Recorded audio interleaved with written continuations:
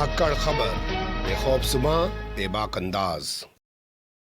धाकड़ खबर के न्यूज़रूम से मैं आपके साथ हूं अकरम रईस खान। जब भाजपाई कह रहे हैं कि बाबा आपने पर्चा दाखिल कर दिया है, अब आपको प्रचार करने की गोरखपुर में जरूरत नहीं है, आप निश्चिंत रहो कि जीत जाओगे, क्योंकि अगर आपने प्रचार किया तो इससे बड़ी बेइज्जती हो जाएगी। लेकिन फिर भी आदित्यनाथ योगी गोरखपुर की गली गली में घूम रहे हैं, गुरुद्वारे जा रहे हैं, मंदिर जा रहे हैं, लोगों से बात कर रहे हैं, जिससे कई सारे सवाल पैदा हो रहे हैं। भैया, जब भाजपा इतने आश्वस्त हैं तो आदित्यनाथ योगी अपनी जीत को लेकर इतने आश्वस्त क्यों नहीं हो पा रहे हैं?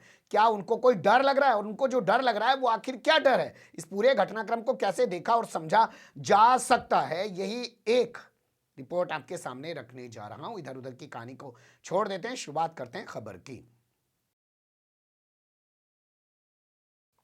जी हां, खबर की शुरुआत करते हैं और सबसे पहले मैं आपके सामने गोरखपुर से भारतीय जनता पार्टी के सांसद रवि किशन शुक्ला, जिनका पहले नाम सिर्फ रवि किशन ही हुआ करता था, क्योंकि भोजपुरी फिल्मों के हीरो हैं, लोग उनको इसी नाम से जानते थे। लेकिन जब से वो भाजपा के नेता बने हैं तब से बताया जा रहा है कि वो ब्राह्मण है, नाम साथ में शुक्ला भी जोड़ा जाता है। उन्होंने कहा कि बाबा को हमने कह दिया है कि आपने यहाँ से पर्चा भर दिया, टेंशन लेने की जरूरत नहीं है, अगर आप यहाँ गली गली घूमेंगे तो बड़ी बेइज्जती हो जाएगी। ध्यान से सुनिएगा बड़ी बेइज्जती वाले शब्द को।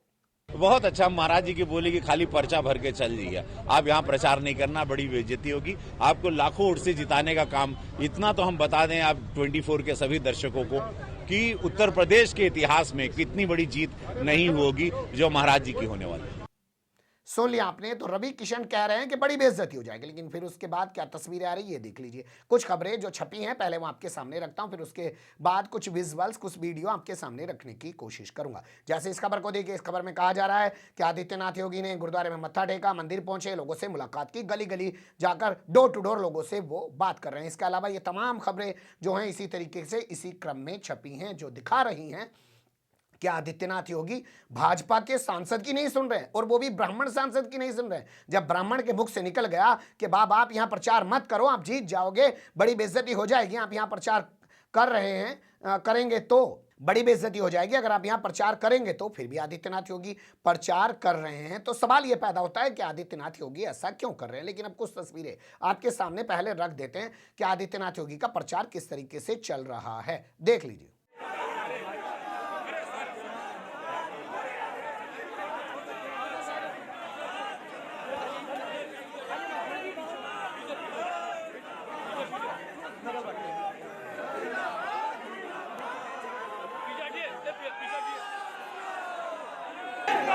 योगी आदित्यनाथ जिंदाबाद।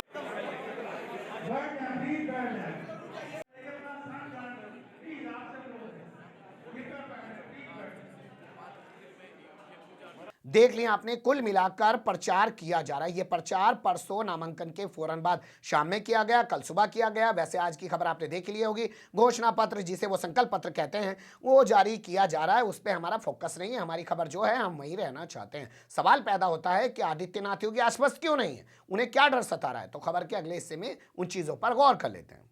सबसे पहले आपके सामने ये खबर मैं रख रहा हूं, इसको ध्यान से पढ़िएगा। इसमें 91 सीटों के नामों का ऐलान किया है। विधानसभा में 91 सीटों के प्रत्याशियों के भाजपा ने नामों का ऐलान किया। इसमें जब हम सीटों को पढ़ने की कोशिश कर रहे थे तो हमारे नोटिस में आया कि गोरखपुर मंडल के 11 टिकट काट दिए भाजपा ने। कितने?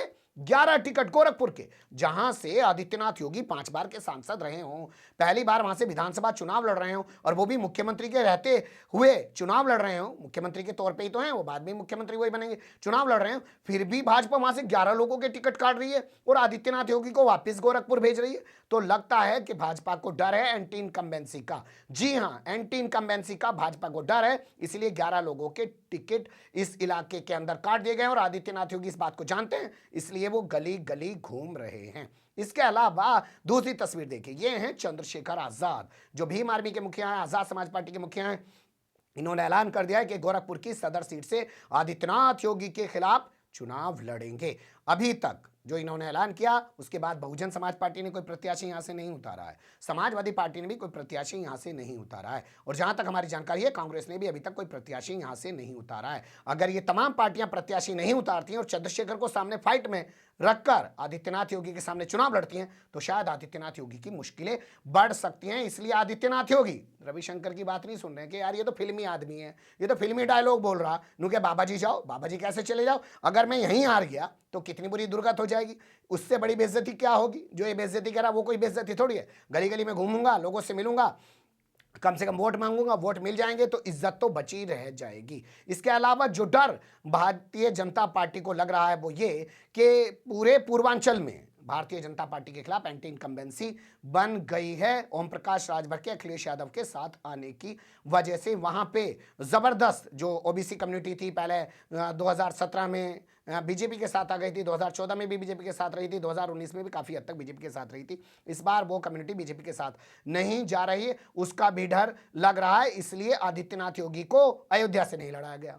जबकि परमहंस दास जो तपस्वी छावनी का अपने आप को साधु कहता है, उसका कहना है कि आदित्यनाथ योगी ने, ये बाकायदा हिंदुस्तान अखबार में रिपोर्ट छपी है, आदित्यनाथ योगी ने अपने लिए टिकट अयोध्या से ही मांगा था, लेकिन भाजपा ने उन्हें टिकट नहीं दिया क्योंकि भाजपा ये सोचती है कि आदित्यनाथ योगी को अगर गोरखपुर से लड़ाएंगे तो आसपास के क्षेत्र में उसका प्रभाव होगा और भाजपा की कुछ सीटें बच जाएंगी या वो अपनी जो पहले की स्थिति है उसको फिर से बरकरार रखने में कामयाब हो पाएगी। लेकिन हमारा कहना यह है कि चलिए आप फिल्मी ही मान लीजिए, फिर भी बीजेपी का सांसद तो है रवि किशन शुक्ला, और अगर वो कह रहा है कि बाबा मत घूमिए बेइज्जती हो जाएगी, और फिर भी बाबा अगर घूम रहे हैं तो उससे सवाल उठना लाजमी है कि आदित्यनाथ योगी पूरे मामले को लेकर सजग हैं या उनका ये डर दिखा रहा है, और जो डर दिखा रहा है वो आने वाले चुनाव में क्या वाकई में जाहिर हो जाएगा या उस डर को, कहते हैं ना डर के आगे जीत है, तो आदित्यनाथ योगी जो डर उनको लग रहा है उसके आगे उसको जीत में बदल कर दिखा देंगे। ये तो आने वाला वक्त ही बताएगा। कुछ चीज़ें थी हमें लगा कि आपके सामने रखनी चाहिए, अच्छी बुरी जो भी लगी हो कमेंट्स के रूप में आप लोग अपनी राय दे सकते हैं। खबर को लाइक कर सकते हैं, चैनल को सब्सक्राइब कर सकते हैं और ज़्यादा से ज़्यादा हमारी खबरों को शेयर कर सकते हैं। फिर ऐसे ही किसी सुलगते हुए या उलझते मुद्दे लेकर मैं आपके सामने हूँगा। हाँ जी, फिलहाल अभी मुझे नहीं इजाज़त।